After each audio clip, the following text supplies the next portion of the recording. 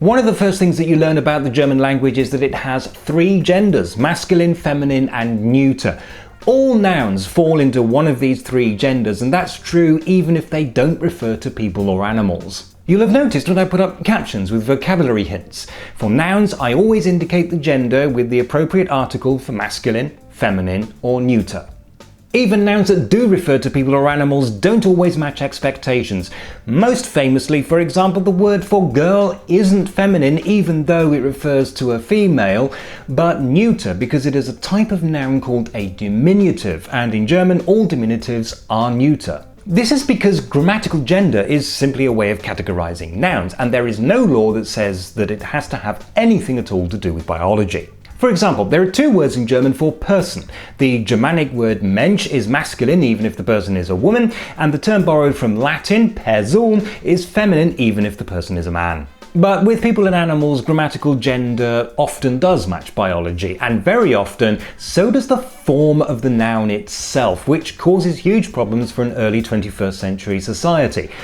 In short, German can be a very gendered language. For example, a man who teaches is Lehrer, but a woman who teaches is Lehrerin.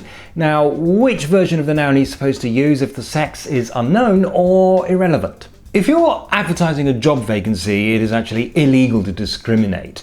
But in this situation, the most obvious solution is also the least practical, and other solutions aren't exactly great either. Finding a new non-gender specific word can sometimes work, but is much harder in German than it is in English. A common solution has been to use the masculine form, but to add something in parentheses to indicate that you also accept female candidates, which I personally feel is a bit of a fudge because you're still using the generic masculine and adding the possibility of a female as an afterthought. But more recently there's been a drive to include transsexuals and other non-binary genders. Not much of a problem in English, a teacher is a teacher is a teacher, but what of German?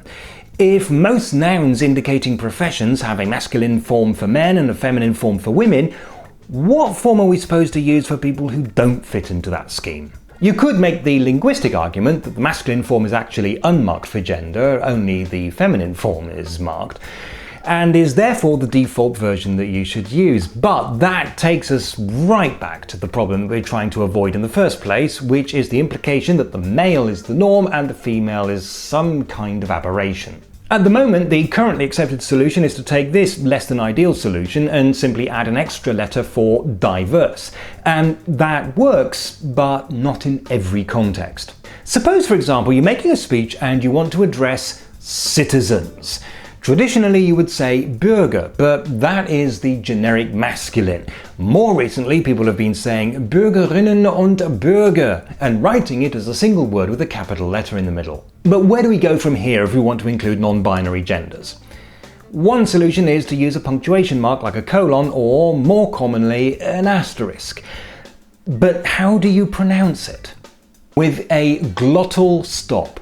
This is a sound made by closing the glottis in the throat. So instead of Bürgerinnen, you say Bürgerinnen.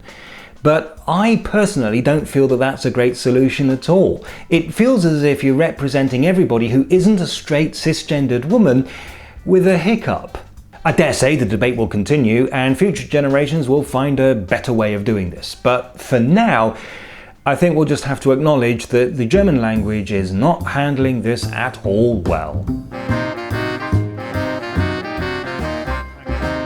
Solutions aren't exactly the most satisfactory. Neither is the rest of that sentence. If you're advertising a job agency, no. The obvious solution in these circumstances is usually the least. No.